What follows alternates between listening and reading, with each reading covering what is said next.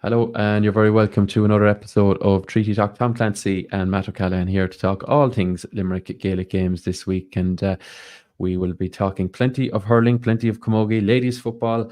And the main topic this week is the start of the Limerick Senior Football Championship and indeed the Intermediate Championship and Junior Championships beneath it. Plenty of to discuss across those. So do stay tuned and hope you enjoy this week's show. Impression again, we get out with what you put into it. It's like a walk of life. If you're good enough, go out and get it, no more about it. But not so much control in the centre of the field from Kilkenny as Richie Bennett sends it high and over the bar. Your mother sends you down to the shop for a pound's worth of goods and she gives you 50 pence. You can't get the pound's worth of goods, can you? Just about kept in. Oh, well done, Shawnee Buckley. To do that to Tomas O'Shea, he deserves to score from here. One of the highlights of the Sunday game. Limerick went out there from the word go today. No more about it. They made all the running, that was it. Put the ball over the bar and the back of it, and that's it. No ifs, no buts. Is there much time left? We have a couple of injuries. Here comes Kieran Carey. Carey leading the charge of the right brigade. 45 metres out. He's a chance to score. He's put it high. There's no sympathy in this game for anybody. Yep, no sympathy in this game for anyone. Matt, Absolutely before we get into the nuts and bolts of the Irish Fire Products Limerick Senior Football Championship, it's what we're recording here, 26th of June. The championship is upon us. It is plenty of lines written and plenty of discussion about championships, when they should be played and, when they should take place. But, what's your thoughts on all of what we've seen? Maybe it's 2 or 3 seasons now of split season and all of this. How do you lie in it at present? Yeah, the debate is gathering momentum, Tom, I think. A bit people were prepared for the last 2 years, I'd say, to see it settling down. But I think people are beginning to wake up to the how condensed the fixtures are, and it's not just the senior now, but you must remember right across all grades now, they've been running around robin and all right, the football and the under 20 and 20 and on minor football, maybe not to the same extent, but they're not there. You could say that it's almost harder to get knocked out of it than win them now at this stage, some of them, and then you have the minor and under 20 going on to an All-Ireland series, no matter whether you come out of your province or not. So, but I think the senior is very, very condensed, and you'll have teams going to Croke Park next weekend in the All-Ireland football quarterfinals. And it's going to be their 4th week in a row out, Yeah. which I don't think is great. And neither do I think that the forum going to Croke Park is right. Yeah. Like, if we want to spread the game, let's spread it out through the provinces and bring Dublin out of Croke Park once and for all. Let them see the country, because, you'd have had convincing people around the country now that Croke Park isn't a home venue for Dublin. Yeah. But that's another issue. But I'm not so sure. I'm unconvinced about it. Now, the hurling, because by virtue of the fact that there's less teams in it, is that little bit more spread out. You'd have to say that probably Cork and Wexford are very happy to have a break this coming weekend. They've been out 2 weekends in a row, Cork against Offaly and Dublin, and you had Wexford out against Laois and Clare.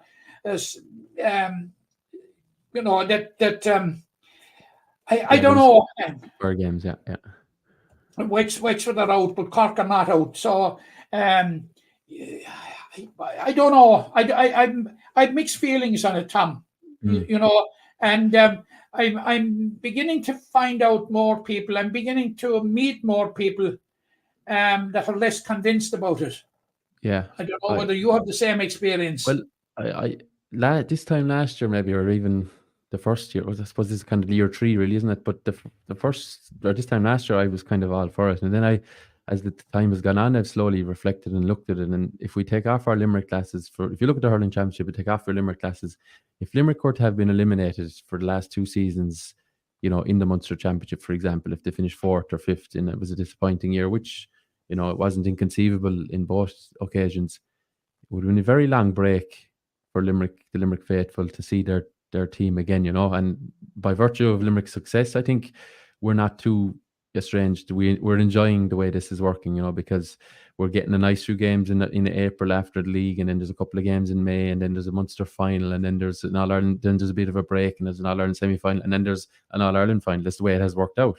So there's a nice spread for Limerick people. But if you're other counties, it's either a feast or a famine. Limerick's has been kind of the same structure, and the underage is the biggest concern I would have with it, and look, I know the underage games aren't about attracting 40, 50,000 people to games, but I think you're seeing a real squeeze on people, the passing voters' interest in those. A fellow who might have, a friend and his younger brother is playing on the minor team, he's not going to go now on a Tuesday night to a game because he wants to go see the minors on Friday, and well, the 20s are playing the following week, he might go see that. But every night of the week, and you and I, and we're not playing the violin here, but you and I if we're covering these games, we're out, could be out 4 nights a week.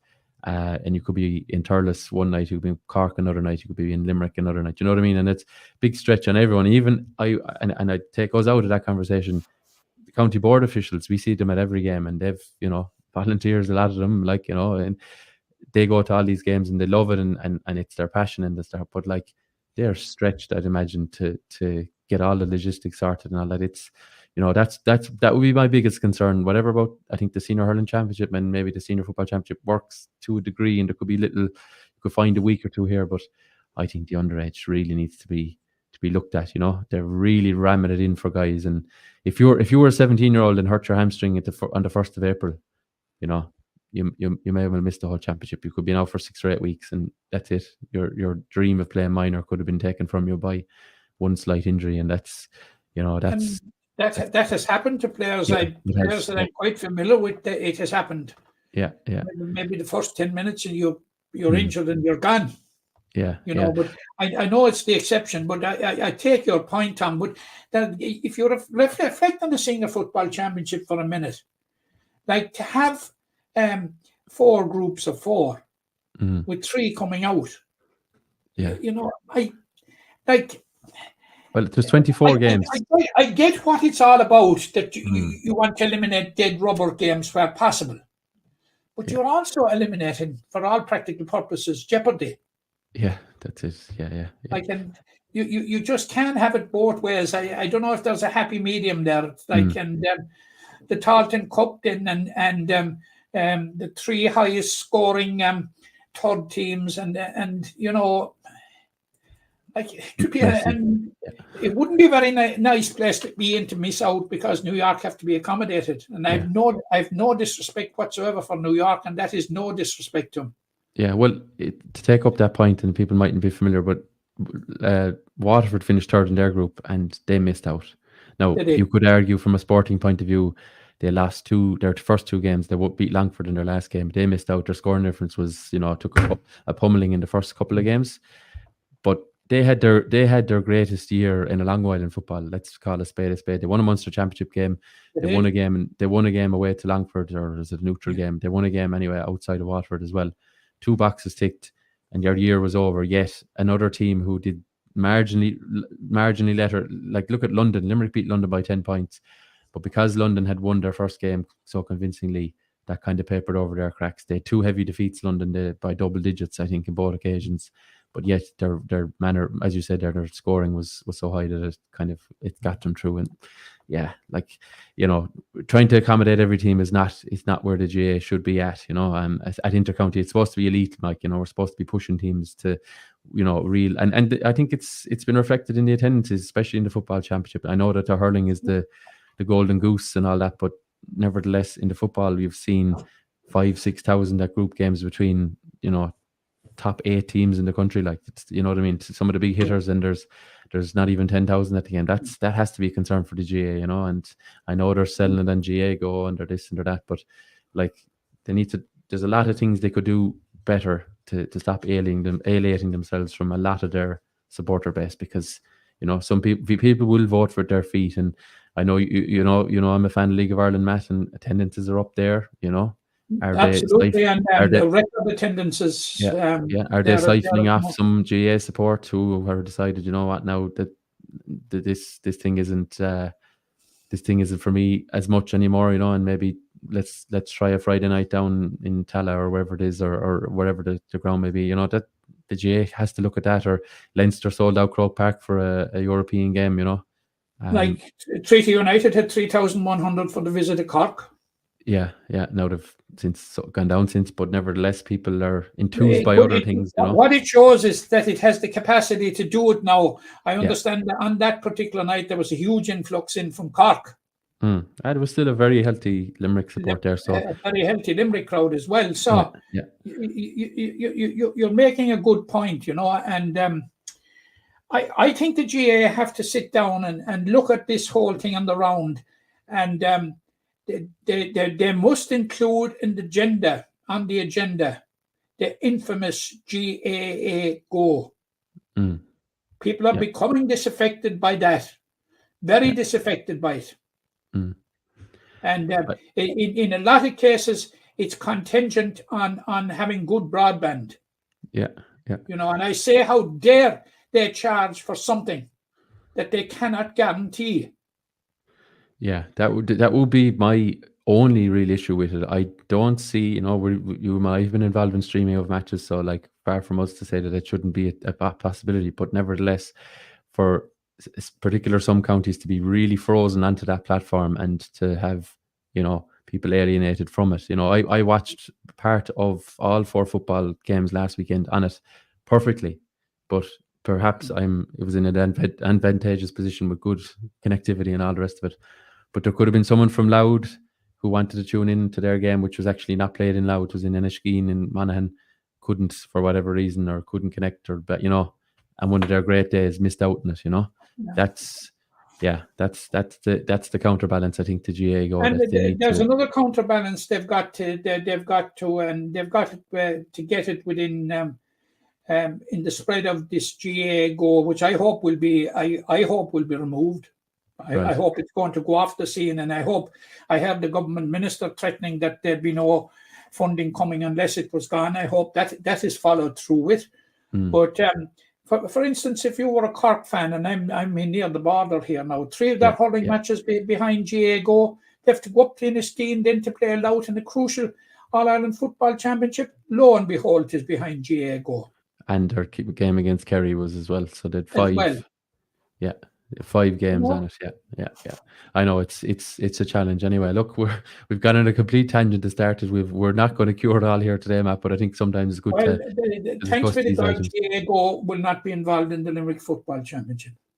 Yes, yeah. Well, GA Go, I think, is done for the year in the island of Ireland anyway, because all their games are now from here on in, for the 7 remaining football games and the 3 remaining hurling games will all be on TV. And of course, the Tailteann Cup final will also be on RTE and BBC in some cases. Okay, so the Irish Wire Products Senior Football Championship, I caught up with John Hutton of Mungret St. Paul's and Owen Costello at the launch. Mungret, of course, returning to senior grade, and Adair looking to bounce back after last year's final defeat. We'll just hear a bit from them, and then we'll get into the nuts and bolts of the 6 senior games this week. For everyone ready to play senior football in Limerick, so very excited, and got a good test there in the league against Father Casey, so we've a tough task ahead. Yeah, the championship win last season, I think, very much welcomed, obviously, by the club, and but it's the success alongside that, and obviously in hurling as well. But even your second team in football, it was a really good 2023 for everyone involved. Yeah, it was a brilliant year, I suppose. Most importantly for the footballers was to get the intermediate win. We've been knocking on the door for quite a while now, but it's great for the club. I suppose everyone doing well brings the club forward, the hurlers and the junior team as well. Yeah, you've obviously really enjoyed the last few seasons, but unfortunately for you, you came up unstuck in the final last year. You must be itching to get back and try and right that wrong. Yeah, absolutely. It's been disappointing, I suppose, 3 finals in a row now, but obviously we go again this year, really trying to fight to win, get that extra couple of percent to put us over the line and, reclaim the championship from a few years ago. So yeah, absolutely raring to go. Yeah, you obviously feel that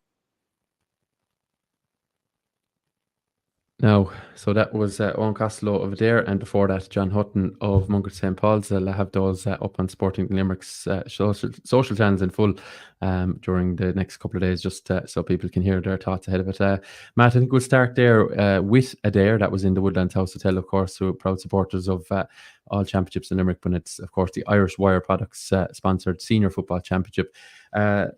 Matt, the Thursday night is where it all starts for Adair. They're facing Monaleen. That's probably an early pulse tester for these two sides. And the big news, I think, in these terms of these two sides, first of all for Adair, in that Harry Gleeson is back at the helm, and then on the opposite side for Monaleen is that they're out without Donal O'Sullivan, who's transferred to Salt Hill, and I think Brian Donovan has also departed the scene. I certainly in the interim anyway, it doesn't look like he'll be involved. So movings on both sides, but a mouth-watering contest to get us going.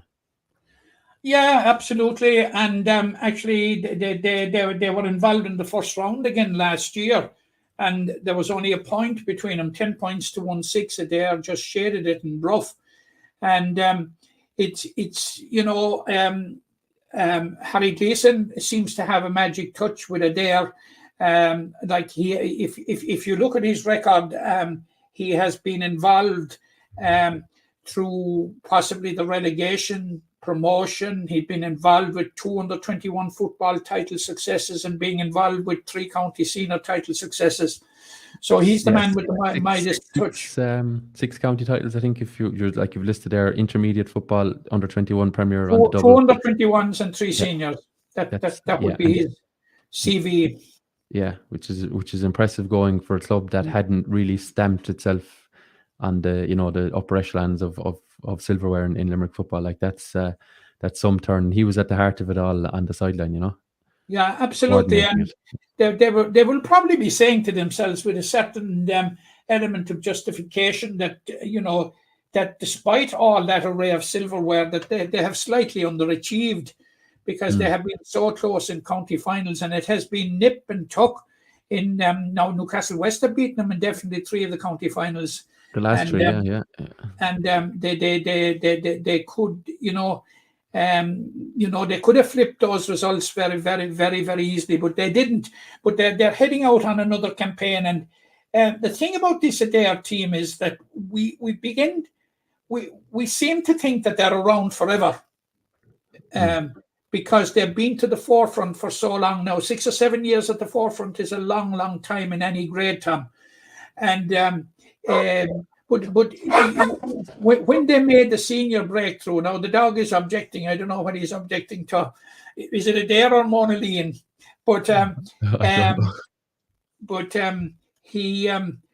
when they made the breakthrough, very like the Limerick senior hurling team, as an exceptionally young team, And a lot of those lads that have been around for the last 6 or 7 years in Adair are only now reaching their peak. But what's very important for the health of Adair football is the health of Hugh Burke, who has missed the Limerick campaign. I don't know if he will be back for Adair, because we have seen over the years the contribution that he made in a number of games that I saw Adair playing last year. He was absolutely phenomenal. Well, he was the second highest scorer in the championship. Only Peter Nash outscored him. Now I know he subsequently had the semi-final and final to even catch Peter. That's probably saying more about Peter's scoring exploits than him. But really key player, kicking frees, scores from play, linking the play, and work so hard for the team. And a player like that, Matt, once you have him in the team, he gives belief to everyone else around him, because he's the talisman. He's the go-to guy. Like that's what you is to the team, Oh, absolutely, and a lot will depend on whether he is available or not. And just as you mentioned, Peter Nash won the Golden Boot last year. The Golden Boot is back again this year. It's just a little aside, and very, very important. The Limerick Football Committee are at pains to stress that it is just another little sideshow to the main thing that will make it interesting for. Now you turn to Monaleen. I saw Monaleen a couple of times last year. Very, very impressed with him, and But I was hugely disappointed, Tom, when it came to the semi-final. When they were overturned, they were so easily overturned by Newcastle West. I didn't get it. I think it was something like 9 points to 5, but in reality, it was much more. Now, they got a huge boost at the start of last year with an influx of 3 players from Kerry. There was the Shukroos, Tig and Dara and Daniel Daly, and they made quite an impact during the campaign. And Dara Murray, I thought, really came of age as a senior footballer last year in the county championship. But it all seemed to freeze when they met. They met, because if you recall, now I had seen the previous semi-finals, and were it not for a late goal by Dermot Kelly the previous year, they could have knocked Newcastle West out. Yeah. And it was the same the year before. So I'm a small bit. Donald O'Sullivan, of course, was one of their great leaders, but he missed quite an amount of the championship last year. Yeah. But I'm just, I'm at a small bit of a loss, Tom, to know where Monaghan are at. Yeah, it's difficult to know, isn't it? It is very difficult to know. They play very good football, very good, too good maybe at times when it comes to digging out results, Yeah. But this one is just, I don't know, Tom. If you're looking for a prediction, or do you want to wait till afterwards? We'll come to the predictions at the end, yeah. But I'd agree. I think you're itching towards this will be very tight. Oh yeah, absolutely, Tom. It certainly will. And look, we're a little bit in the dark with some of these teams in terms of having seen many league games or any league games of a lot of them, and if they've guys coming back from Intercounty and Adair and Newcastle West in particular, obviously have basically half their teams available to them, or half of them unavailable to them, as it were. But I just on that very point, Tom, about the league, I would just having, if you saw all the games in the league, to come with a very, very serious health warning, other than to know what's the story with personnel and with management and all that sort of a thing. Because I remember St. Kieran's won the league last year, and they only saved from relegation when they beat Clahan. Was it in the last round or second last round? So second penultimate round, I think. Yeah, struggled from the get go. Yeah. So they really struggled. I saw them in the first round, and we'll be talking about St. Kieran's in a minute because they're also, we know they're playing. Right. So Monalina there is the first game on Thursday evening in Group 1. It's the first game overall anyway. 7:30 p.m. start in Mungret.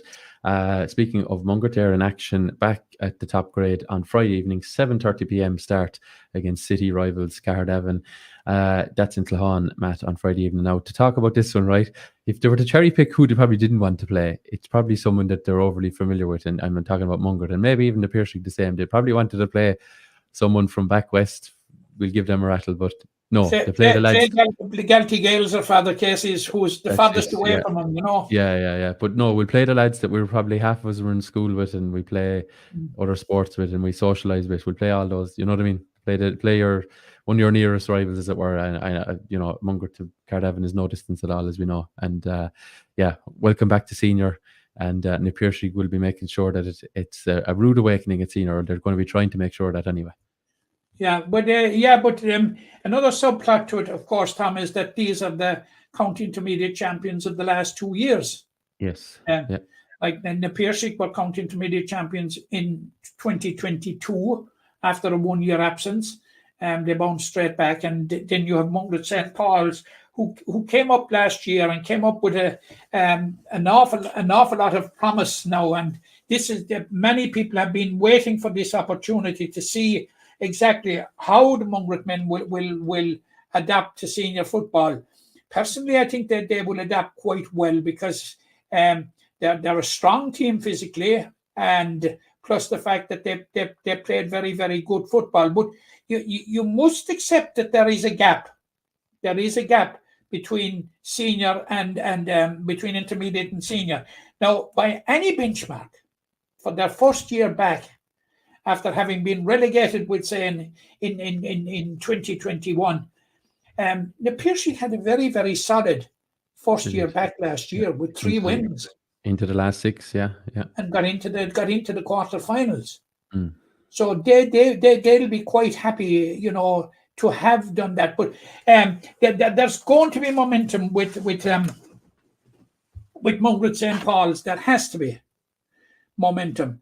And the big question, of course, for Mungret St. Paul's is, can they bring over the form of the Intermediate Championship?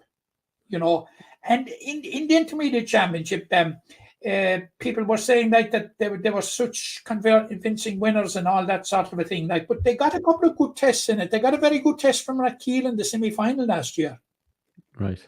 And they withstood that. But I think this one is going to be very, very close, and it will give us a sense. And that there's been a belief, and I've been out and about quite a bit now in the last couple of weeks, thank goodness.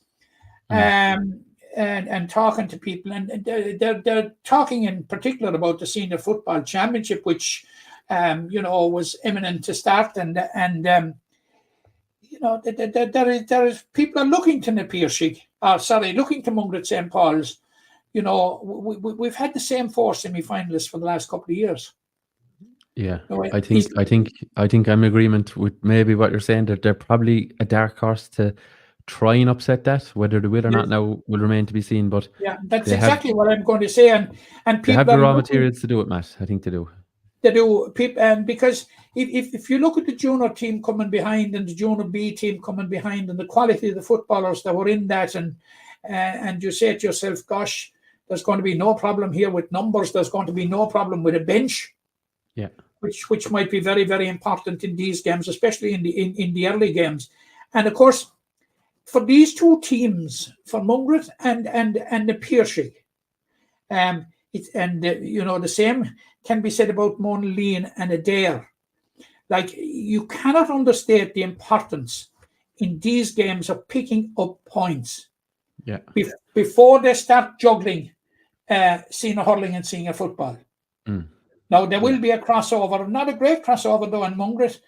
Little or no crossover in the Piercy, I suppose. Little or no crossover in Adair. There's a bit of a crossover in Monaleen, The lads who play senior football for the Piercy, and names now escape me, but a lot of them play with the Piercy second team in hurling now. So they have, a lot of those will have to juggle 7 Premier Intermediate hurling games. Yes. On top of, if they're playing senior football, and some of them are, obviously not all of them, but on top of 5 minimum senior football games. So that's 12 championship games in what we're looking at, basically July, August, September. Yeah. Not even. That's 12 games in probably about 15 weeks, is it, or something like that? So yeah. Put points in the board, lads. That's the best way to go about it. Yeah, one of our own players spoke to me last year about it. As you know, the lads are senior football and Premier Intermediate hurling, and it was after being out 11 weeks in a row. Yeah. And he said, look, we have a break next week, and back on again the following week. 12 weeks out of 13. Right. Yeah. There ain't much time for family. There ain't much time for holidays, Tom. So much for the season. Yeah. Well, if you're successful, Matt, all senior football teams will get 2 games now in quick fire fashion. Maybe Friday or Friday Saturday. As in consecutive weeks, they'll get basically most of July off, and then if they're playing hurling, then they'll be straight back in then after the week after the Ireland hurling final if they're into Premier Intermediate, and maybe 2 weeks after it if they're senior, if they're senior or junior in hurling, depending on the club and the grade and the team and all the rest of it. So yeah. And the fairness in the Piercy, I think they won their first round last year, Matt. They beat Ballysteen. Oh, they beat Ballysteen because I remember it well. I thought we'd have no podcast. I thought we'd have no podcast after it because Jack was involved with Ballysteen. Yes, and their colours were lowered. Yes, his colours when he came in here for the podcast deflated, but. Yeah, well, you'd have noticed they had a good win over Ballysteen, but in the second round last year, if my memory serves me correct, they got a chastening lesson from Adair. Right. Yeah. If I'm absolutely correct, I think they only scored 3 or 4 points, scored them all in the first half, didn't score at all in the second half. Right. Yeah. So it was welcome to senior football, But having said that, they got over it. They got wins over Galtee Gales and Ballylanders, and if you win 3 of your 5 games in your first year up, That is solidity, Tom. And I'd say if you said that to Mungret now, at the moment, you'll win 3 of your games, then grab your hand off you. And if you win the right 3, you should be more than likely through. You know, you'd be very in hard luck not to advance. Well, you win look, the right. we know 3 out of 6 going through if you have 6 points. Yeah, you should be there now, unless there's a strange just have turn it up prepared event. and succeed at that stage, you know. Yeah, that's it. Yeah, exactly. Yeah. Unless one of the 4 runners loses a game or 2, and there's a lot of teams winning 3, but I don't see it, to be honest with you, at the moment. Anyway, that's that one in the Clahan venue on Friday, the Mungret St. Paul's and the Piershik should be an interesting one. Also in this group on Saturday is the final game, Ballylanders versus St. Kieran's. 2 men from, I suppose, opposite sides of the counties, wearing familiar enough colours. One of them, Matt, you would lean towards, and 2 sides that certainly, whether they have a lot of in common, but 2 of them who didn't go overly particularly well last year. So, who can turn the corner, I suppose, from day one in 2024? Yeah, I must apologise to my friends in St. Kieran's if I'm a bit biased on this one, but yeah, look, both clubs, Tom, will want to really park 2023. Yeah. No, maybe for different reasons. St. Kieran's for possibly an unfulfilled promise. They had a decent 2022 when they were beaten at the quarterfinal by Monaleen, and things seemed to be going okay when they won the league. But I saw their first round game against Ula. Now, they were a depleted Ula side because a number of key players, including Josh Ryan, were out injured last year for Ula. And I was very, very disappointed with him. On the night, John Hayes suffered an injury which ruled him out possibly for the rest of the campaign. But I was very, very disappointed there. I think they scrubbed home by a point or 2, and they weren't to win again until they met the Horn, who, as we know, were subsequently relegated. It was only then they put the spectre of relegation to bed. So, for that reason, I was disappointed with him. My reason for being disappointed with Ballylanders is simple: they won no game. The only game they won in last year's championship was the relegation playoff. You probably say it's an important one, but it's Ballylanders' second year having to rely on the relegation playoff to preserve status. And they will be looking. To get a first win since 2022, which will, in a group stage win. And, but it's not going to be easy against St. Kieran's. They met a couple of years ago, and Ballylanders had built up what looked like a match-winning lead at halftime and failed to score in the second half and got beaten by a point. So there's a bit of history between these 2 clubs. A lot of it will be contingent on John Hayes playing for St. Kieran's. Yeah. Well, by all accounts, he's back fit, and there's only whispers you hear about these things around the place. If you meet someone, you try and find out. But I think he was at the launch, was he? He was, yeah. He gave no indication there, in fairness to him. He kept his powder dry, but I think he'd been in training with Limerick most of the year, and I had seen him lining out in at least one sporting fixture this year in a different code. So he recently enough. So I'd say he hopefully, in fairness to him, he's been blighted by injury. He's a talented player, in fairness. So hopefully, for his sake, he's good to go. I think Noel Cannon might, from what I've heard, it might be under a bit of pressure. So. A talented forward on his day too. So, yeah, I think St. Kieran's, a bit like Ballylanders, Matt, they probably need everyone or close to everyone available. There's no... Yeah, the Ballylanders are in a transition now. It's not too long ago since they were in a county final in 2020. Yeah. And they're in a transition phase now. And I expect, and I'm covering the game on Saturday. The game is on Saturday in Paddy Carroll Park. Yeah. I would be expecting that you're going to see a lot of newcomers. You could see a lot of championship debutants on the Ballylanders team, and it'll be interesting to see how they measure up. you know. But you must remember Ballylanders won the County Junior last year. So, sorry, the County Junior B last year, with a lot of young players in it. And this may be their first opportunity to showcase what they can do at the higher level. Yeah. But it's a big jump from. Yeah, the contested, I know it was a 21B final as well. So those guys, but you're getting games year round then, or close to year round. No, they've contested two 21 under 21 games in the last finals in the last 2 years. Yeah, that's that for me. That's good because you're getting more exposure to effectively adult football at that stage. And I know now they've been hit with the travel bug with one or two important players and with these J1s and what have you, you know. So, but they will see it as an opportunity, possibly of kick-starting their season, you know, because looking at the group, Tom, it's going to be a difficult group to come out of.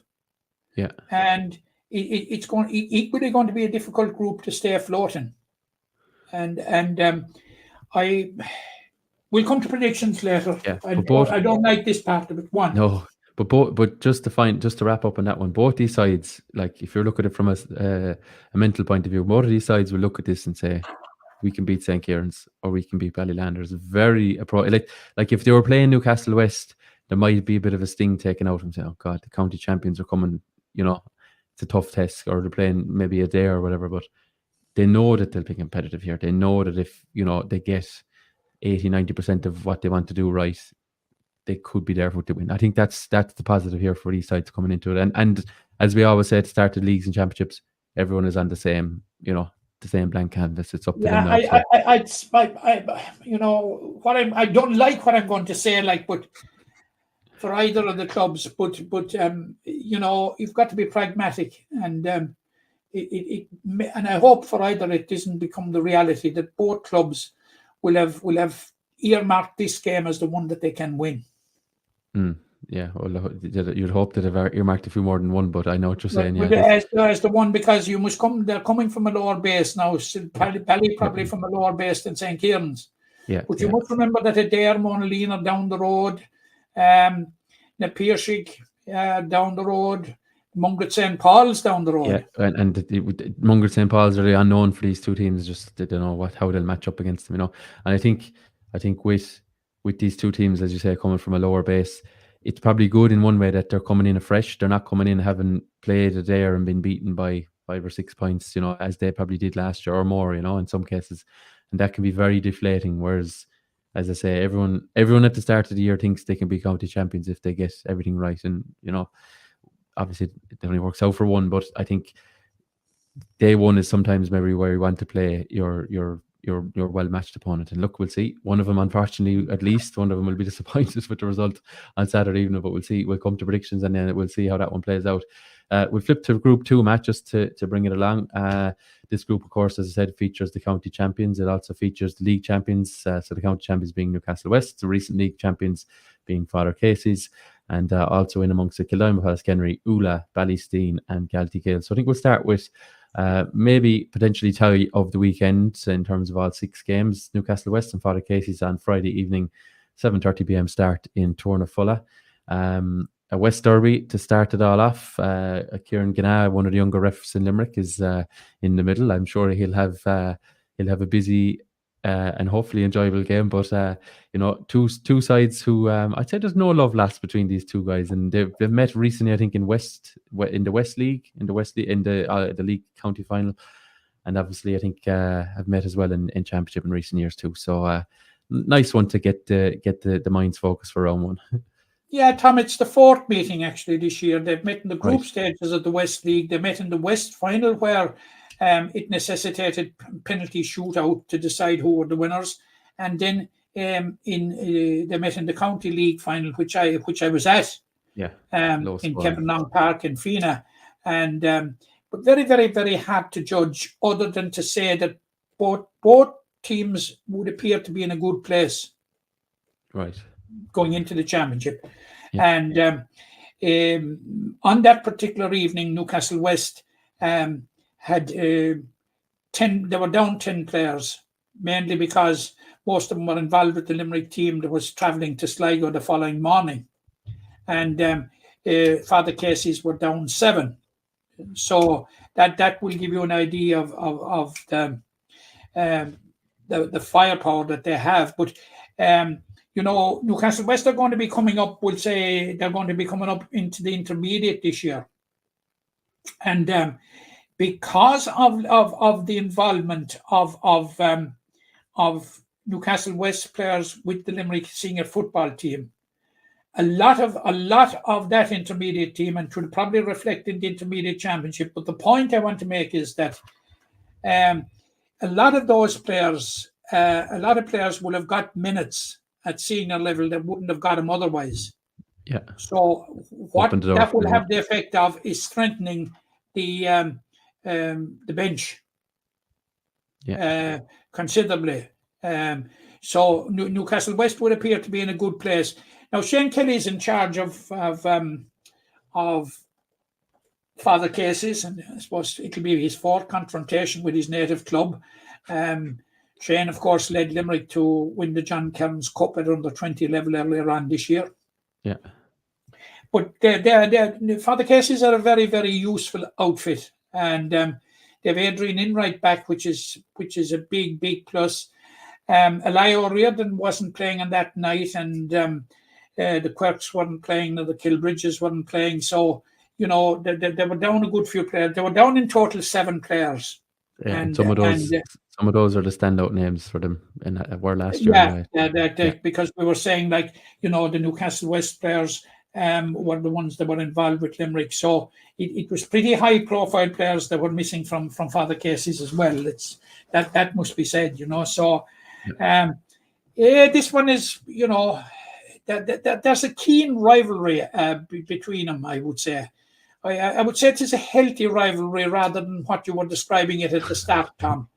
I say in jest, of course. No, look, they're good rivals of each other. And I didn't mean to be casting any aspersions on them. No, of course. And they bring the best out of each other. But Father Casey's tend to bring more out of Newcastle West than any other team does.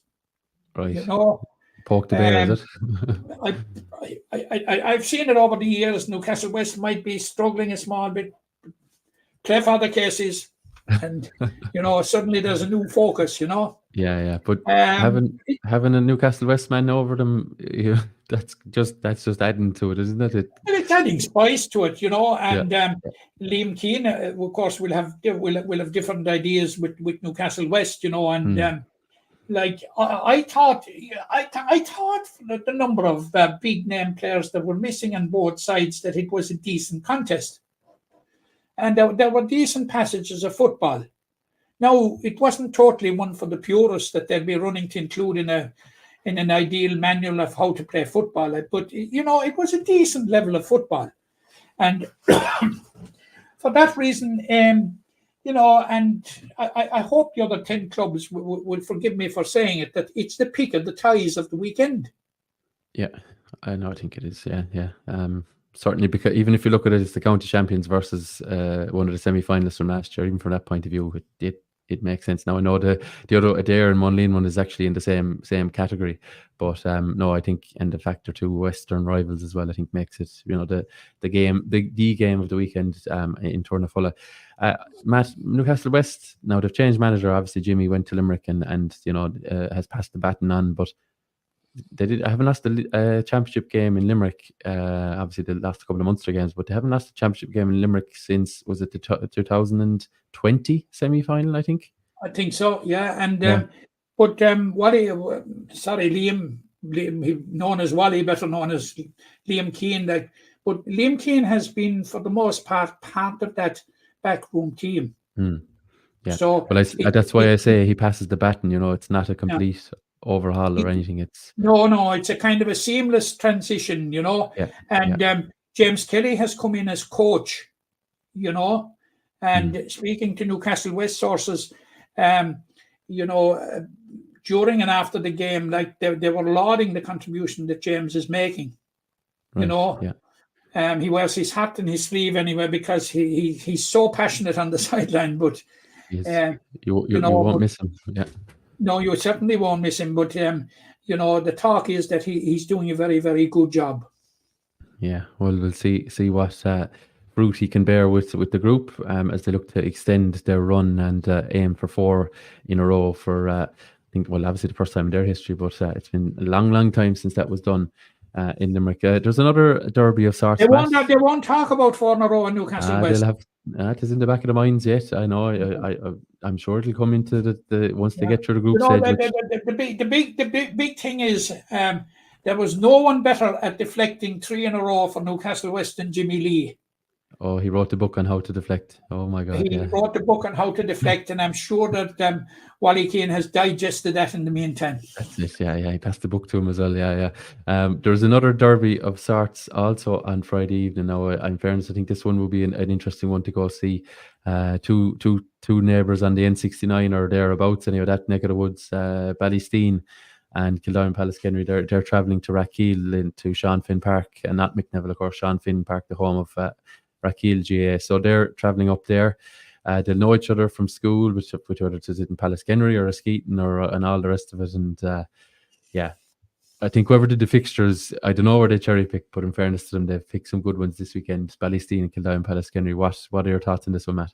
And I'm pleased that it is my game that I'm going to see. One of my game on Friday evening that I'm going to see. And probably apart from maybe Newcastle West and Father Cases, if I had my choice, but I think it's going to be a very, very interesting game. And the big question here, of course, surrounds Kildare Pallaskenry, because they were intermediate champions in 2022. They reached the knockout stages. 2021. They reached the knockout stages in 2022. And we were saying here last year, were they going to be hit by the second year syndrome in 2023? Not a bit of it. Because they'd actually qualified with 2 games to spare. They had, yeah. They had won their first 3 games and had 3 hits with Newcastle West and with Father Casey's first, and then Newcastle West. So fantastic an absolutely fantastic achievement. So now that they're over that hump, you would expect them to drive on. Now, as we mentioned already about Peter Nash, he's just a scoring machine for Kildare Pallaskenry. But another string to their bow this year must be how Cahill Downs has evolved as a county senior football. Yeah. And the amount of influence that he is going to influence, that he's going to exert. Now, they're going to be down Darren O'Connell, because I understand he's abroad, which will be a loss. But Cahill Downs now is going to be a huge player for Kildare Pallaskenry. Can I say on that, Matt? On Cahill Downs, he was carrying an injury. I think it was a hamstring injury for a lot of the latter stages of the last year's championship. He was. It looks to me now from what we've seen at Limerick that's cleared up and he's rehabbed it. In fairness to him, put in the hard yards, as it were. If he's at full health, that's they say in soccer a new signing, but that's a big boost if he can be fully fit for these 2 games in particular. As a footballer, he's a titan. Yeah. Fantastic footballer, and really, really has announced his arrival on the inter-county stage this year. So I think that now you turn to Ballysteen, and Ballysteen failed to make the playoffs last year.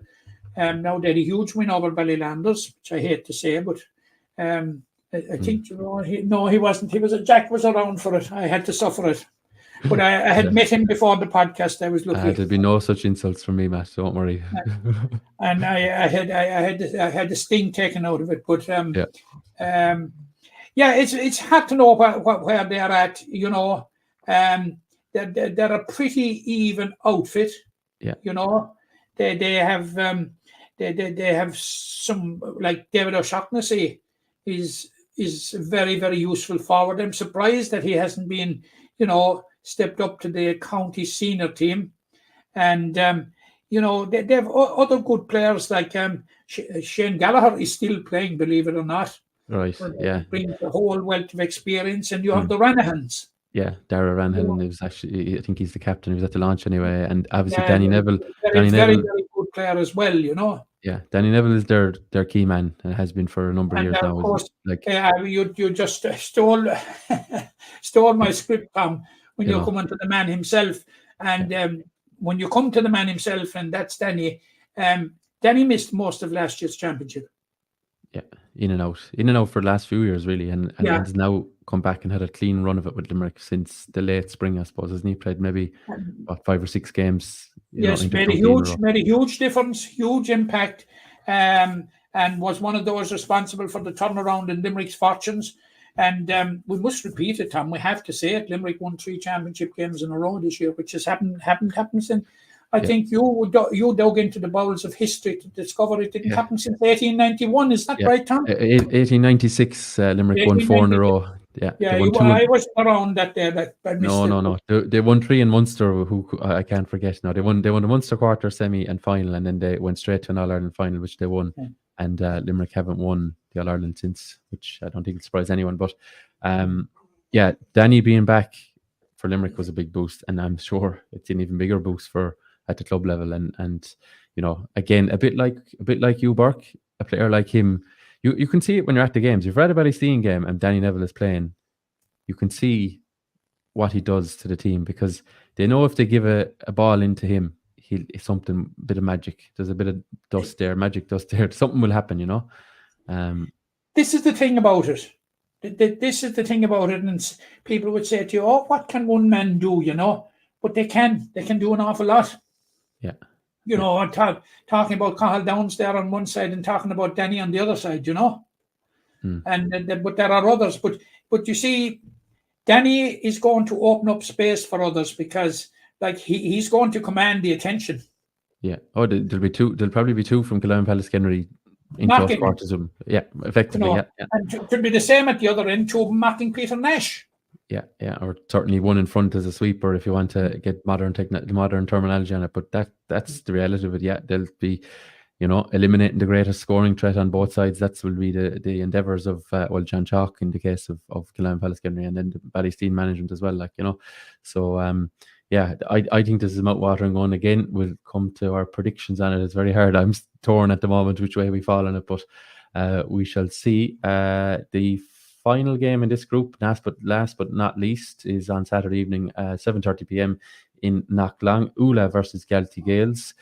I think they told me they're not in different divisions, Matt. Of course, they'll be familiar enough foes, Ula and Galtee Gales, down the years. And they met in the South Senior Football League final last year. Galtee Gales won it before going on to lose to St. Kieran's in the county semi-final in Ballygran. This is going to be a very, very interesting game because neither side came out of the group stages last year. Actually, Galtee Gales had only 1 win. I think they had 1 win each last year. I think Galtee Gales might have had 2, and then no. Galtee Gales had 1. They beat Ballylanders by a point in the first round and didn't win again. Okay, right. Sorry, I'm corrected there. Yeah. Okay. Yeah, and I think Ula had 1 win. I'm trying to think now. My head is gone. They beat Lahan, was it? Beat Lahan. They did. Yeah, they did. In Carolina, yeah. Was that in round 4 actually? That sounds about right. I was at the game in Carolina anyway. Yeah, they struggled, but they struggled in a lot of their games. But they now Ula will be boosted by the return of Josh Ryan, and they've won a county under 20 since, or under 21 since. So where did they play Josh Ryan? Where did we speculate? That's the point I'm coming to. I don't expect that you'll see Josh Ryan in goals. You know, but it will depend on his fitness. Yes, it will depend on his level of fitness. But I was talking to him earlier in the year, and he was just saying like that he was expecting to be back with the county midway through the league, and but at no stage did the conversation stray towards he coming back as a goalkeeper. Yes, yeah, and a loveless goalkeeper as he turned out in recent weeks. He loves in a couple of the games. But wherever Josh is on the field for Ula, he's going to be a huge asset. and he's free taking and he's kicking from long distance. Like he's like last year without him, he was used last to doing hurlers as well. Yeah. I don't know if he's hurling this year, but he's a sort of a talisman, a go-to man for Ula, Oh, yeah. And whether, as I say, I think it's highly unlikely, Tom, that Josh Ryan will be having a number one on his back in Knocklong on Friday and Saturday night. No, it's a position last year, Matt. They had, I think, Jack Downey. Am I correct with that name? He played in goals in that game. Kevin Nolan. No, they swapped. Jack Downey is normally the kind of diminutive forward who, pacey forward. He played in goals against St. Kieran's, I think it might have been. Oh, no, he did not play. No, Kevin Nolan played in goals. I was at that game. There was one game anyway where Kevin Nolan was either unavailable or removed, and they put Jack Downey in goals, which came up. He kicked a lot of frees, and it was a strange one in terms of it's not. It's just they were thinking outside the box. They were looking for something to click maybe, and Jack was joining in the play like we see a lot of these intercontinental. Jack is a very, very good outfield player, Yeah, so but whether they're I don't know what's the position. Yeah, but no, they may revert to I would Kevin be Nolan absolutely shocked if I find out that Josh Ryan will be in goals for Ula. Correct. Yeah, I'd agree with you. I think they will have far greater uses for him up the field. Definitely. Yeah, I think. Well, if you're looking at who they're playing, I think there's a good chance he might line up with maybe 14 on his back, and he might play at midfield to stop certain Tommy Childs who will take some stopping. big. Yeah. Well, look, the Childs brothers now are they didn't play with Limerick at all in 2023. Yeah. So they will be coming into the club championship with plenty of minutes under their belts, and they have been pretty key for Jimmy Lee all along. Now, Rob has played in a couple of positions, and he ended up in the full forward line.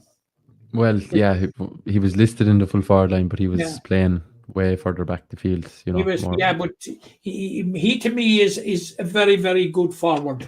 Yeah, and I think he'd be basically him coming up through the years. He's a potent forward. Yeah, he'd more likely be playing at 11 or 14 here. I think he's centre forward, full forward, kind of kicking points from range and looking for marks and trying to win his own ball. I think that's at club level. That's where you use him because obviously his brother can feed the bullets and others besides. They can. Like you've Conor McGran and Pádraig McGran, Alan Condon. Alan Condon, of course. What about Zach McCafferty? Yes, yeah, another exciting forward on his day. In fairness to him, he will be a year older this year now, and out of so like it looks okay for the girls. Yeah, a tough one to call now. We'll come to predictions momentarily, but I think for Galtee Gales, not having the two lads in the league could be a good thing, and I'm not sure how the results went, but it kind of gives. Well, you mentioned Zach McCarthy. It kind of gives him a bit more of a responsibility now to step up. But what it does, Tom, is it gives players game time. Yeah. Minutes, and it strengthens your squad. It strengthens your bench. Yeah, that's it. Because if you're looking at your bench and you see a line of players that haven't kicked the ball in anger. Yeah. I know who you want to pick, who you're going to pick. Pick it at random, yeah, right. Yeah, no, I agree, and hopefully now for their point of view that they've found something in the league that that can drive them on a little bit more. They weren't too far off it last year in a lot of those games. Just found themselves on the wrong side of a couple of those results. I remember being at their game against the Pearshig up in the hospital, and they went out of it for 10 minutes, and the Pearshig ran riot, and then they dominated the rest of the game. But they did. They should know. The girls were very, very close in a lot of games last year. Yeah, and they got caught for a square ball at the end to draw the game, but that could have changed things for them slightly. But I think they were under pressure before that. Okay, Matt, I think predictions time. We will be doing the predictions across the Senior Football Championship for each of the rounds, and I think what we've agreed, Matt, is we've agreed 1 point. Well, I've agreed this with myself, and I'm telling you now, 1 point for correct results and 3 points for the margin of it. John Keogh has also submitted his predictions to me. So, friend of the show, Mr. John Keogh. Jack Neville has patent rights to that system. Have you checked it with him? He can take me to court if he wants, but not in Australia, in Ireland. But no, I think that's the best way to do it, and we'll also call a winner of the championship before a ball is kicked in anger. And unfortunately, might have a prediction for who is to be relegated. So just to run through the games again: Monaleen and Adair, Mungo St. Paul's, and the Piershick Ballylanders and St. Kieran's in Group 1. And then in Group 2, Newcastle West and Father Casey's, Ballysteen, Kildare-Palskenry, and Ula and Galtygales, as we just discussed there. So John Keogh has said that Adair will win by 2, Bungert will win by 2, St. Kieran's will win by 5, Newcastle West by 4, Kildare-Palskenry. No, we'll go down through them and give our predictions. Yeah, and we'll Palskenry by 4, and he's called the last one, Ula, to be a draw. So, Matt, I'd ask you, so for your Monaleen and Adair prediction. Adair by 2. Okay, I'm going Adair by 5. Okay, so 2 and 5, and Adair by 2 was John's as well. Mungo St. Paul's and the Piershick. I'm going by 3 for Mungret. Mungret by 3. Okay, John has gone Mungret by 2, and I am going Mungret by 1. So we're all in agreement that Mungret should be getting off the mark here, but predictions, as we say, tough ones. Ballylanders and St. Kieran's now. Matt. Draw. A draw. Okay. John has said St. Kieran's by 5, and I am saying St. Kieran's by 1. Tough one to call. Very big game. No I think. respect for my club. That's what you haven't. Well, when they win, you can play this clip to us, Matt. There's no problem at all. We'll listen to you then when they win at the weekend. You can play this to us now. Newcastle West and Father Casey's in Group 2. I'm going to I'll call this before you, Matt. I'll say Newcastle West to win by 5. John has said Newcastle West by 4, and Matt is saying Newcastle West by 3. Newcastle West by 3. Ballysteen and Kildare-Palskenry. John has said Ballysteen, Kildare-Palskenry. John has said Kildare by 4, Kildare-Palskenry by 4. Matt? I'm saying Kildare-Palskenry by 2. I'm saying Ballysteen by 1. And Uda versus Galtygales. John believes this will be a draw. And Matt? Yeah, I'm going to Gales by 1. Gales by 1. And I think Galtygales will win this by 3. Okay, so that's the predictions for that. So we'll tot those up and see where we fall. 1 point for a correct result and 3 points for the correct margin. To mention the winner of the championship, Matt, John has predicted that it will be 4 in a row for the Magpies, Newcastle West, of course. Do you disagree with that? Have you an alternative view? I don't. Okay, and I believe that Adair, with the return of Harry Gleeson, will get things humming and will be collecting the Father Casey Cup in a couple of months. So let's see how that one goes. And for relegation, unfortunately now you might want to block John, but he has predicted that your beloved Ballylanders will be relegated from this year's championship. Who are you predicting? Oh God, St. Kieran's. Is that sarcasm or serious now? No, that's serious. Yeah, even though I said they'll win the weekend, but stop clock will be right. What's it? Twice a day. And yourself, Matt? I'm worried about Ballylanders, I have to say. Yeah. Worried. Right. But optimistic. And if ever I want to be wrong, this is the one I want to be wrong. Right. So you have that here first. Right. Well, there we go. Matt's predicting Ballylanders to go down, but he's finding it tough, I'd say, to call anyone else. Very tricky one. But look, yeah, as you say, you could be wrong, Matt, once in a while. And if you're wrong in that one, I don't think you'll complain any bit, will you?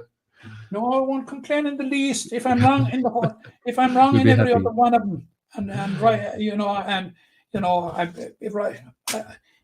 my head is ruling my heart, but my heart is saying it can be done. That's it. Yeah. Well, they have 5 rounds to try and improve on last year, I suppose. Get that first win and see where it takes them this weekend. That could be the starting point for them. Okay, now we've plenty to discuss there. Hope you've enjoyed the chat on the senior football. We've plenty more to discuss now in the next few minutes. We'll turn now to ladies football while we're talking big ball. One show in town this weekend for ladies football, Matt. It's McNeville Park Sunday afternoon. Are Limerick in danger here against Kilkenny of getting lulled into the fact that Kilkenny have been effectively cannon fodder for teams for the last couple of years, but are they in danger of getting caught up in that and slipping up? No. The answer is a very emphatic no. They're not going to lose the football match. Right. It's going to be rather a question of how much they'll win the football match by. Yeah. And I suppose if we have precedent for it, I'd be slightly worried in that when they met in the league, Limerick won by 1-9 to a point. Yeah. Whilst the other counties were racking up 4, 5, and 6 13s and 15s and all that sort of a thing. But the situation at the moment is Louth are plus 29, Tom. If we win the football match by a point, Tom, and Louth avoid being beaten, we're into the semi-final anyway. That's the simplest probably way of looking at it. Put it. Now, Louth travel to Longford. So, if you look at this, we have Louth on plus 29, Limerick on plus 1, Longford on plus 4. So, were Limerick and Longford to win, there would be 3 counties on 4 points and 6 points, with 2 to go through. So it would all depend on the margins. Yeah. So it's in Limerick's interest to go and register a lot of points, a lot of goals. Absolutely, because I cannot see it. But of course, that's if it is the entire group that's taken into account. Would say, but if it only comes down to the 3 teams, Louth are plus 6, Limerick are plus 1, and Longford are minus 7. Yeah, but of course we're saying Longford are going to win, so they'll tighten that. They'll tighten that all up. I'm not saying that Longford are going to win. But in this scenario, you're speculating that if Longford win, what will that do? But now you're on about the rule where it doesn't include them. I don't remember the LGFA using this rule. It's kind of a recent GA thing, isn't it? When there's teams are tied and all this, It is. Yeah, so I would hope and think that it's straight. I think we should go with the former. Yeah, I think it's straight scoring difference. Yeah. So look, Limerick go up and win the match. I would say this also, Tom, that if Longford are to beat Louth, I wouldn't expect it to be by a great margin. Yeah, be very narrow, you'd imagine. So what we've got to do in McNeville Park on Sunday is go helter-skelter for every score we can put on the board. Yeah. Simple as. We've got ourselves at the outset of the campaign. There was a bit of a morbid fear around the place, with 2 tricky away games that you could possibly lose the 2 of them, and that the 3rd game would be a dead rubber. Thankfully, Limerick got a very, very good win in Longford. And I would definitely say from what I've heard and the report I've read, that Louth's 6-point win, there was an element of flattery in it. Right. Yeah. So I would expect that we would go gung-ho from the start against Kilkenny. Now we're going to be down Iris Kennelly again. What she brings to the team, she's a big loss. But otherwise, Andrea Sullivan is also abroad. Andrea would be one of the first coming off the bench, if not starting.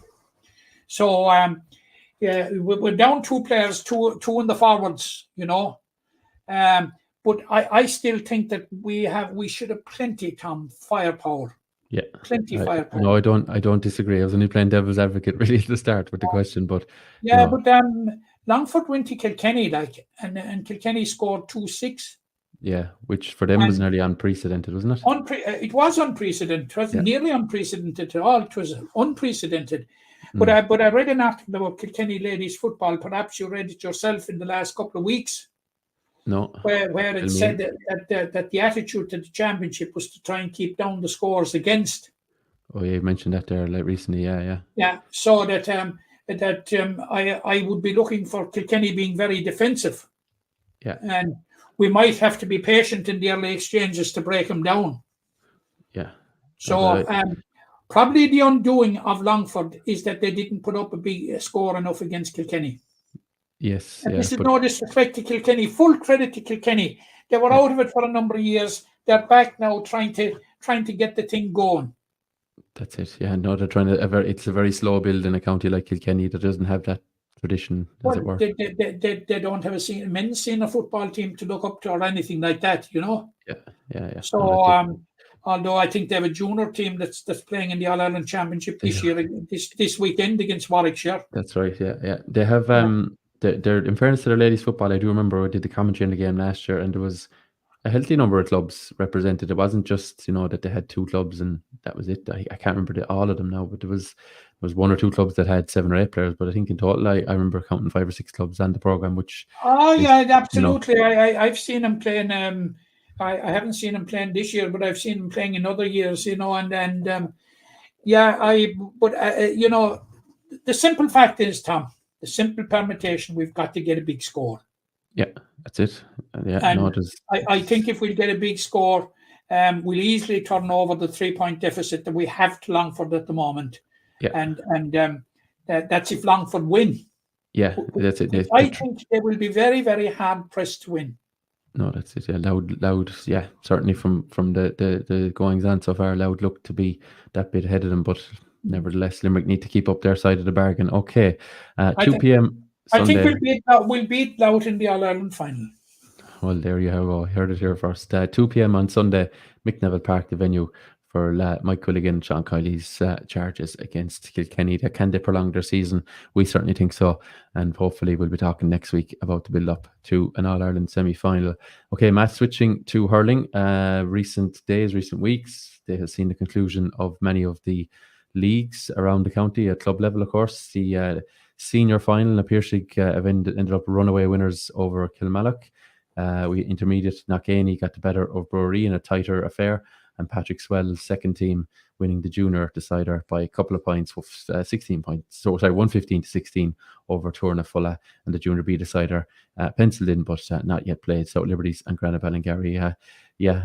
Leagues, as we kind of mentioned in the football, Matt, they mightn't mean an awful lot, but the standout performance in the leagues, in the league finals for me, Tom, was Barry Foley.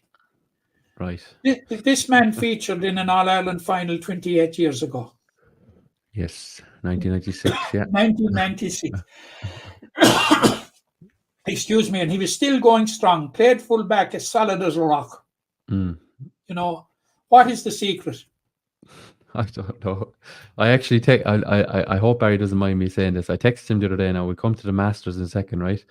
Because he's on the Masters, and I saw it was the first time I saw the list, and I texted him. I say, I hear you got another Limerick call up, and he says, "Oh, I did. I'll never retire."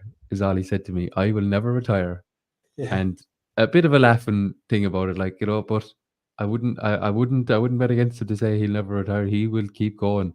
Once that body is, it's great. I said it to a senior player with a Limerick club last year before the start of the championship. I asked him, "Are you heading for another championship? Are you retiring?"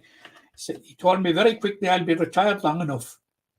Yeah, it's a simple line, and I've heard it plenty of times from lads. But yeah, you'll be retired long enough. Yeah, exactly. Yeah, and he won county titles, I would think, in the 90s, noughties, and the teens will say he was midfield for when they beat Ballybrown in the 16 final, and he contested a final with his son alongside him against Croke in the junior final in 2020. I suppose it's played in 2021. I think the delayed Junior A final. And now he's won. Okay, it's a league medal, but it's a county title in the 2020s, as it were. And it's not even like, it's 2024. Like, we're nearly halfway through the decade. Like, and he's phenomenal.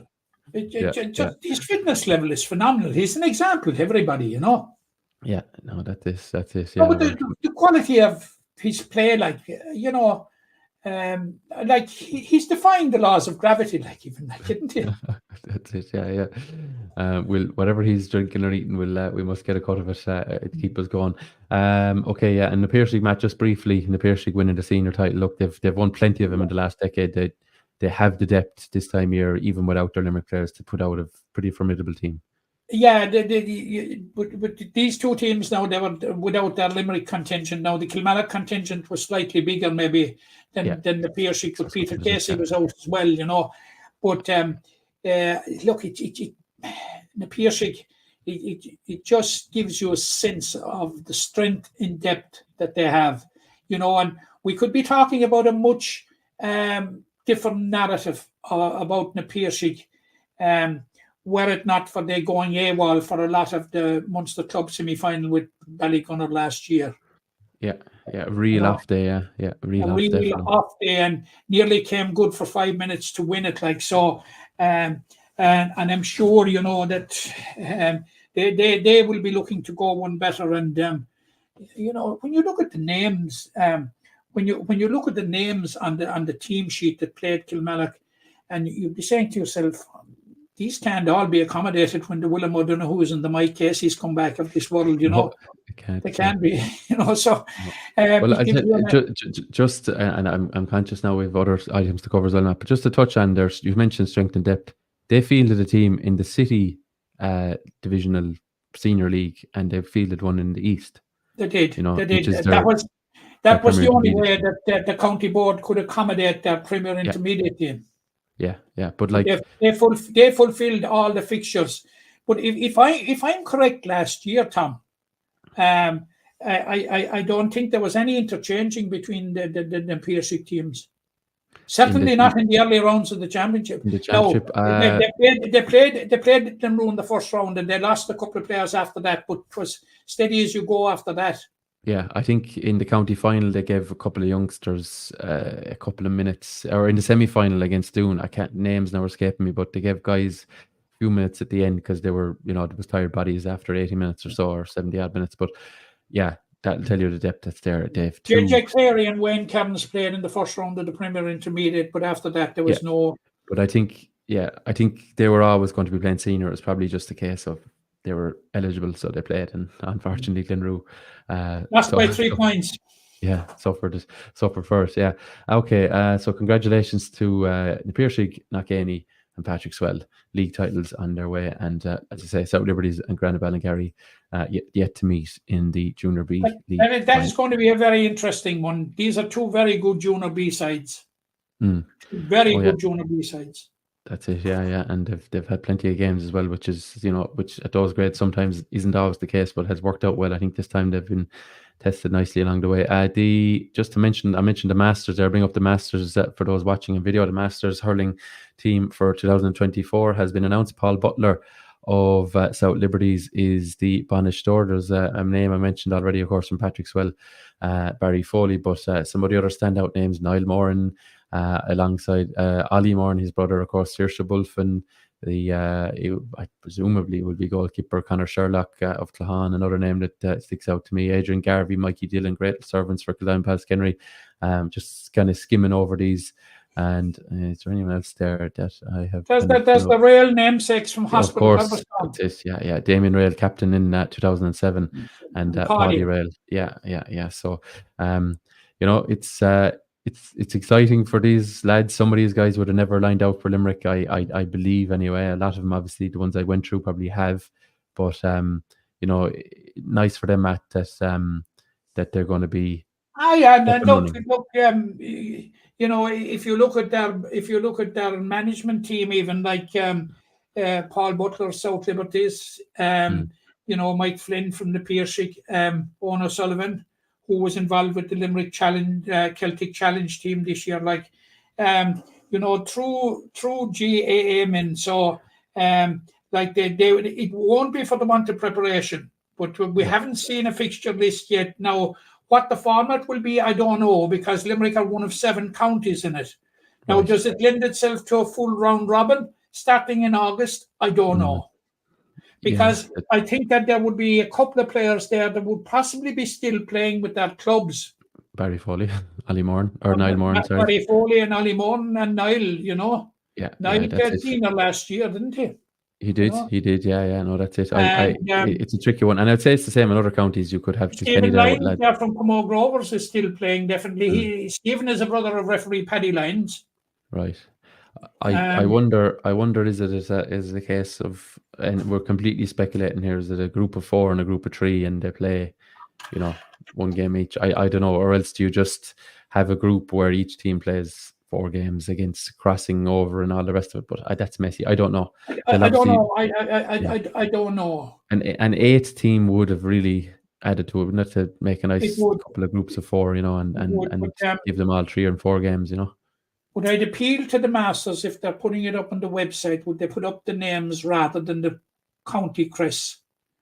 Because if you don't know the county crest, yes, you don't know who's playing who. Yeah. No, because they're not the traditional crests that we know at the moment that we'd see on the senior GA intercounty teams. They're kind of slightly variations on them, so they're not always obvious to you or I or any other one for that matter. I suppose we have simple minds, Tom. I don't know. No, that's it. Well, if you're listening, lads, change them. Anyway, that's the Masters hurling. I think I might have skimmed over it. Sorry, the Masters football. Just while we're on the Masters topic, I missed that there earlier in our notes. There, they were beaten by Cork in Mitchelstown last weekend. Now finishing after 4 games. They have 2 wins and 2 defeats. Cork, I think, got the better of them last year as well, Matt. So they got the better of them by a point last year in Mitchelstown. Yeah. This time it was 18 points to 12. Right. Okay. And Limerick are due to play Mayo. I'm waiting for confirmation of the venue on Saturday week. In Limerick? It's a Limerick venue because of the 4 games to date. We've played 3 away. We've been away to Clare, away to London, and away to Cork. Yeah, and at home to Waterford only so far. So, a bit of home comfort hopefully coming for I think Mayo and Kerry are 2 of the remaining games anyway. Right. I think they're both at home, although I was at the Kerry match last year and it was in Killeedy, actually. Yeah, well, as we've just discussed there, the Cork games, 2 away games in a row, as in Cork away last year and this year. So they're probably not following the home away. Probably not. Probably, it depends to see who's coming and going in it as well. But it's a hugely interesting competition, and it's prolonging the football careers of a number of players, but if you look at the football, you see Maurice O'Connor is still playing with Mount Collins. Ronan McGee is still playing with Hospital Herberstown. John O'Connell is still playing with Paris Green and Knockon, and all putting in big shifts, for their clubs. That's it, yeah. And then obviously this, in some ways, it could be only half their pre-season for the club now. I don't think the Masters will look at it that way, but they're using it well, I'd imagine, to both of them in tandem. One is helping the other, I think, for those lads, keep them fit and involved. Okay, so they're out next time against Mayo, and as Matt said, venue TBC, the famous letters. Matt, will just very briefly, I think, discuss or mention Limerick and Cork in the All-Ireland Senior Hurling Championship semi-final on July 7th. Obviously, last week. With the constraints of time, we're nearly 90 minutes, Tom. Yeah, but just all I'll say in it, Matt, all I'll say in it is it's exciting to see that it could be nearly a sellout, for an All-Ireland semi-final. And I don't think it will be nearly a sellout. It will be a sellout.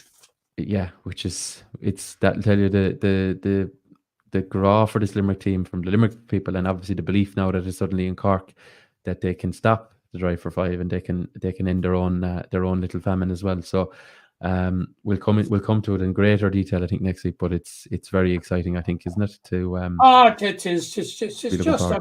It's just unbelievable. Look, this is what the GA is all about, and no stress of GA go and then everything, So Yeah, that's it.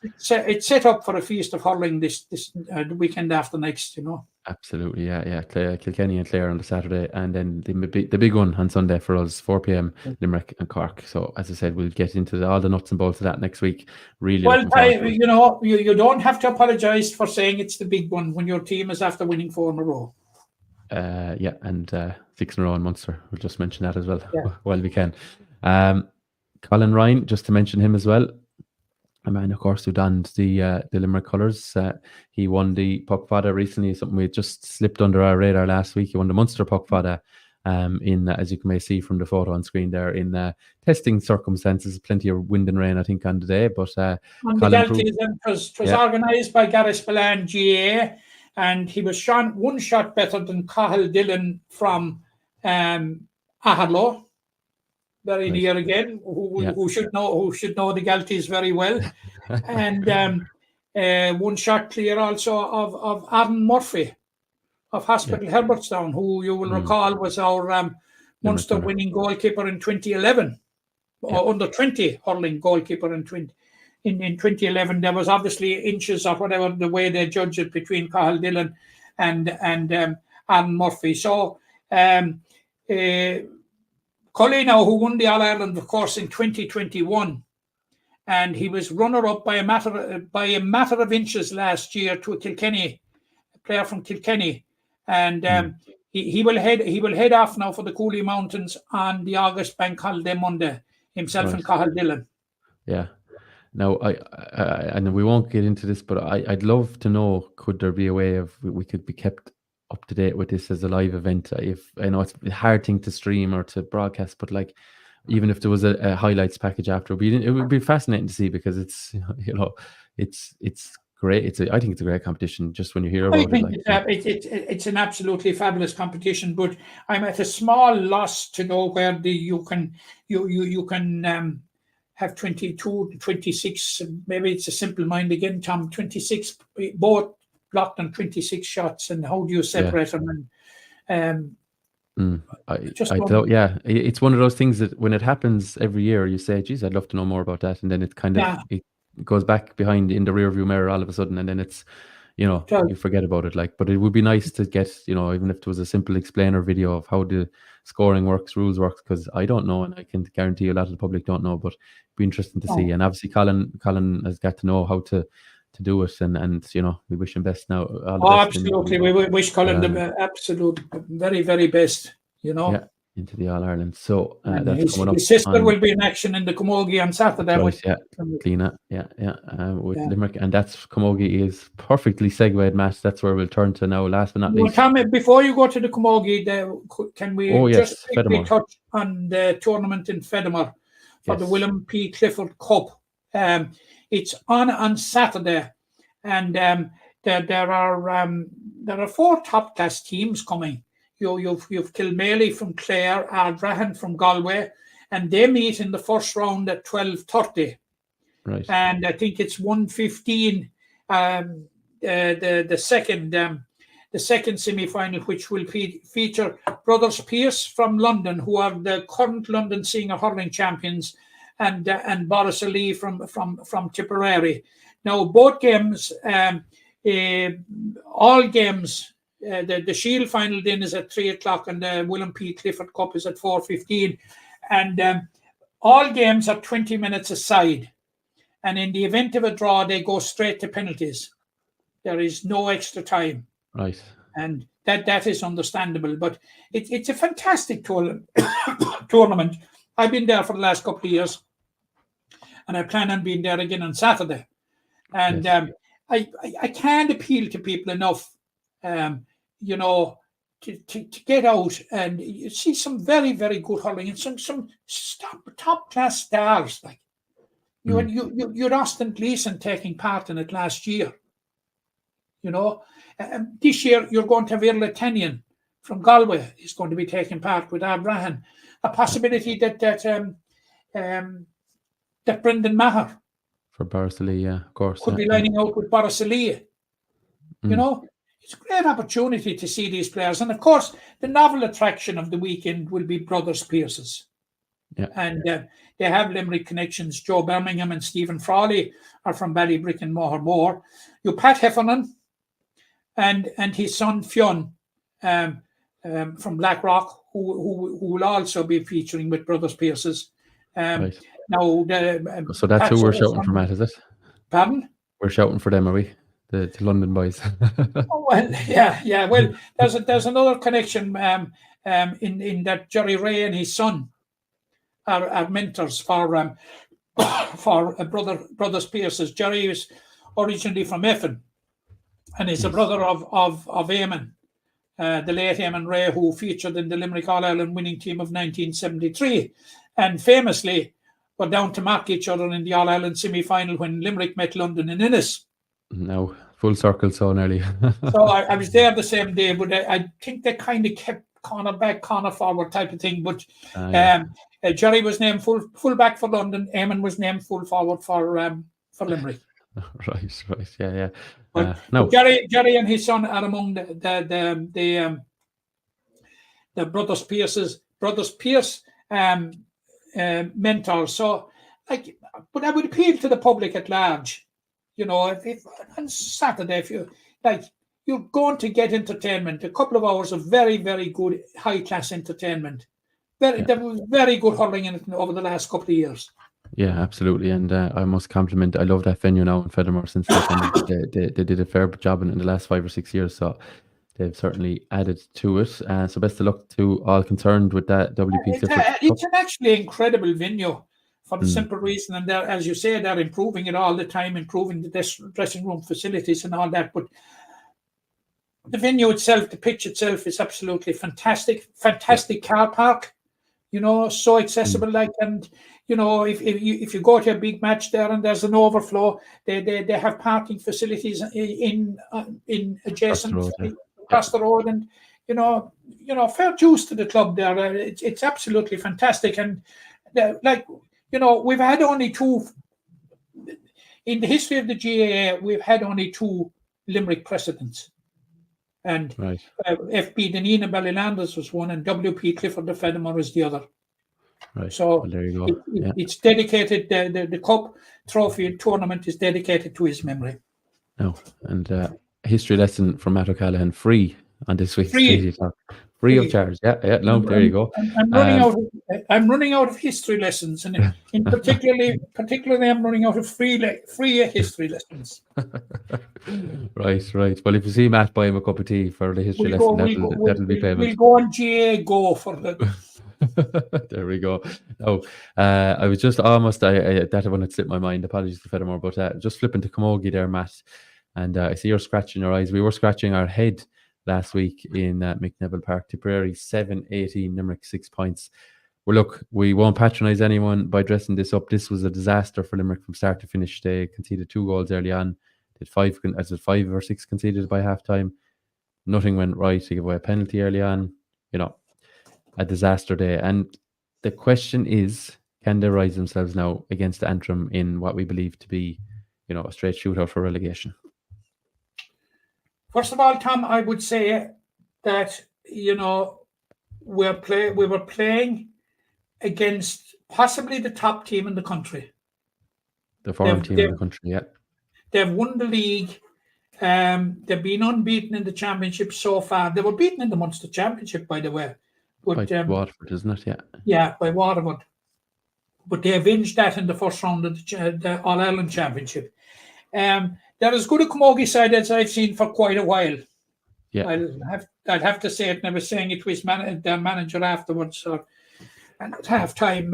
Didn't their full forward line score 6 goals, I think, between them? Was it? Well, sure, Grace O'Brien got 4, and they did, and Emer McGrath got 2. They got 6, and Casey Hennessy got the 7th. She's a midfielder.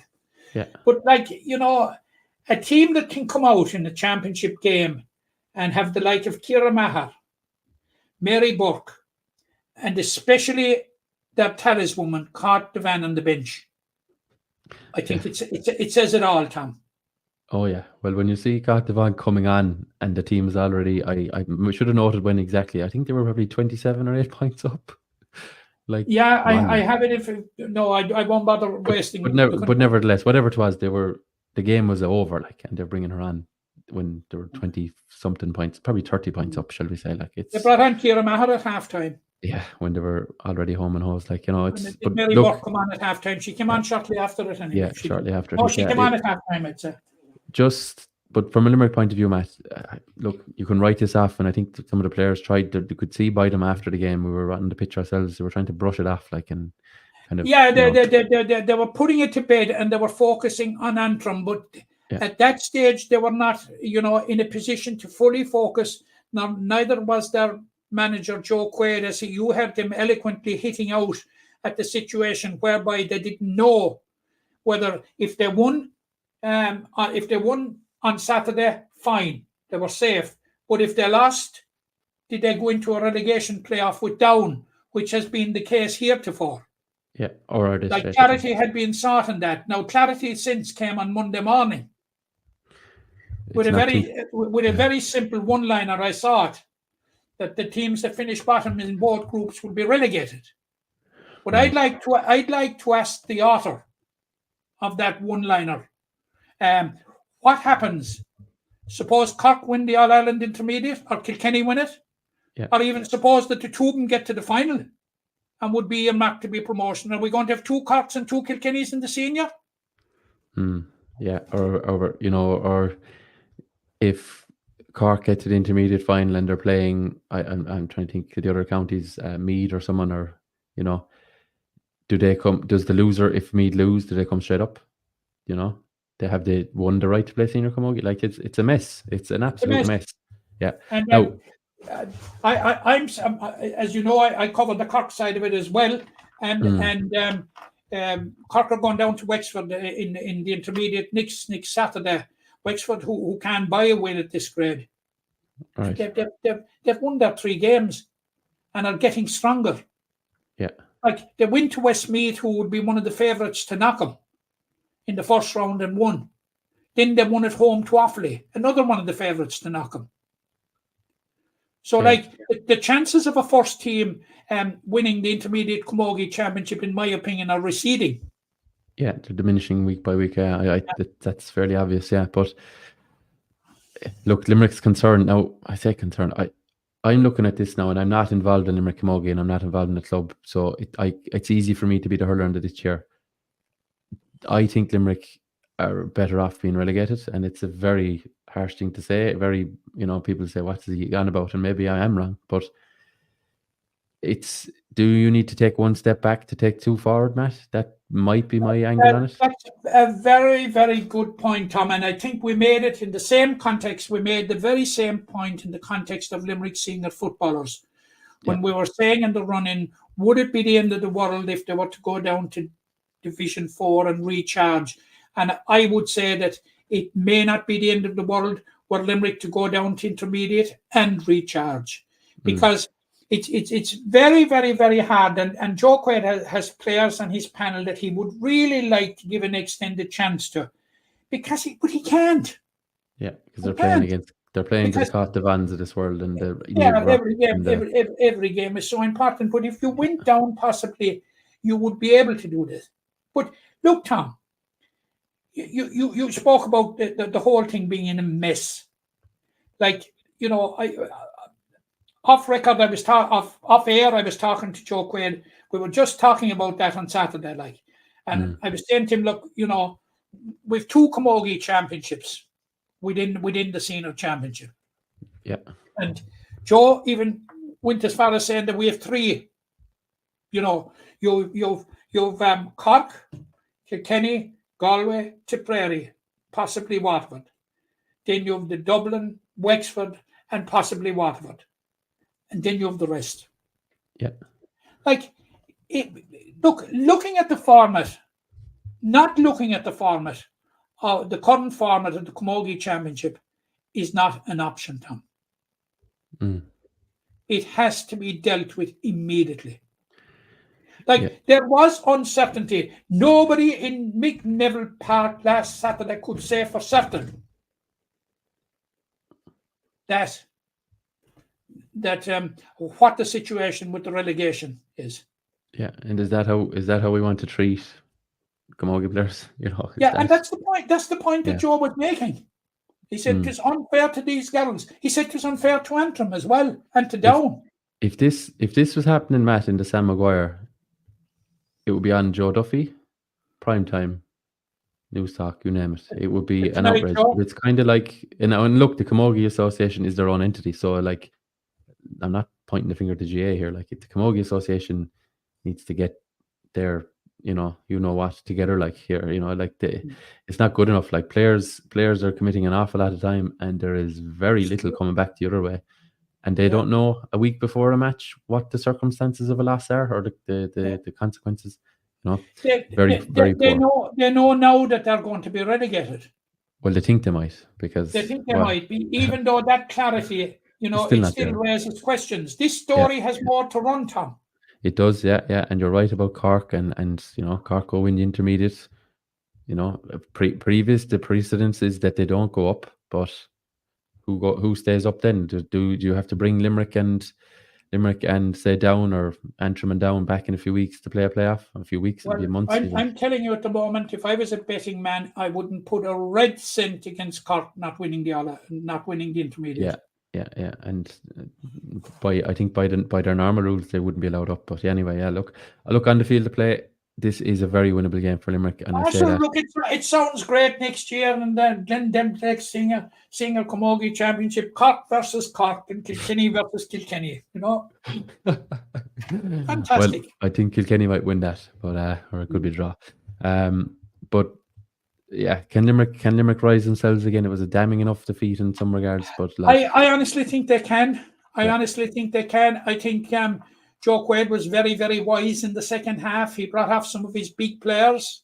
Yeah, And I had people saying to me, and I going down that. You remember the time I went down to the touchline? Yes. People saying, "Why are they taking off our big players?" He was taking them off, preserving them for next Saturday. Yeah. There was a much bigger fish to fry. You see the players he brought off, like Rebecca DeLee, Cueva Costello, Cueva Lyons. These are the players that you will be looking for to extricate us from the position we're in. Yeah, and the last thing he wanted was a silly old injury with 5 minutes to go when they could have been absolutely and cooling down. When your luck is down, that's what's going to happen. That's it. Yeah. Okay. Well, Saturday, 4 p.m. 4 in McNeville Park. 4 o'clock in McNeville Park. Yeah, big game for both counties. We'll see where the dice falls in this one. And while I suggest that maybe it wouldn't be the worst thing in the world, I can tell you, you and I both know, Matt, that this Limerick team won't. They're not going to close the door behind them in a hurry. They'll do their best to win the game, and that's absolutely. They're a fantastic bunch of girls, no question about it. Yeah, and they'll say, "What's he talking about?" If he fantastic bunch of girls, if they don't win matches, but by God, I'll tell you, they have put in some effort. Yeah, that's it. We'll see about 5:30 on Saturday where they fall and where they'll be next year, we think, or we hope. The Glendimplex Junior Championship, Matt, Limerick travelling to Crosserlock. Am I pronouncing that correctly? Crosserlock. Yeah, to play Cavan, 2 p.m. on Saturday also. I bought pigs there in a farmer. Right. Farmer job. We don't want another history lesson. Anyway, 2 p.m. up in Cavan, Limerick playing Cavan. A win here should put Limerick into the knockout stage of the Junior Championship. We're not sure. It's not guaranteed at all, Tom, because a win paramount anyway. A little fly in the ointment was last week when Cavan beat Roscommon. So just to give viewers the situation, these are through, and it's a question of what two go through with them. Roscommon are on 9 points from wins over Mayo, Limerick, and a walkover from Louth. Yep. Cavan are on 9 points, wins over Mayo and Roscommon, and a walkover from Louth. Limerick are on 6 points from a win over Mayo and a walkover from Louth. So if Limerick were to win, it would bring them up to 9 points. And Roscommon have to play Laois. So if it comes to 9 points, it will be coming down to scoring difference at that stage. Yeah. The walkover. Don't tax my brain with No. intricacies of the scoring difference there, Tom. No, my head is fried now, Matt. I don't want to fry it anymore. But yeah, the walkover won't have any factor in it. It'll be just kind of expunged in effect. Like, but yeah, look, Limerick need to win the match, and Limerick need to win the match. see thereafter. See where it takes them. If Roscommon were to beat Laois and Limerick win the match, Limerick will win through it head-to-head with Cavan. Right, yeah, because there's 2 teams locked on 9, yeah. So that's the way to go. And if anyone out there is wondering why we're saying 9, it's 3 points for a win in Camogie. Just another little lesson for you there, because it's something that it always catches me, or regularly catches me.